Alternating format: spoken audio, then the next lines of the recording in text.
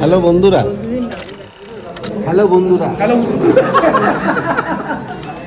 Hello বন্ধুরা, তো দেখো আজকে আমার ব্লগটা শুরু করেছি সব বন্ধুরা মিলে। আমার বড় কিন্তু আমার ছোটবেলার বন্ধু, আর বিয়ের পর না যে কোনো জায়গায় দুজনে একসাথে যাওয়ার মজাই আলাদা।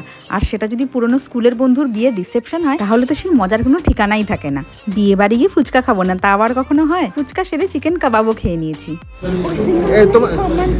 তোমার পুরো গ্রুপে ওই সিঙ্গেল পর দেখো ওকে কিরকম খ্যাপানো হচ্ছে। এই হাসির মজার মধ্যে খাবার শুরু করে দিয়েছি।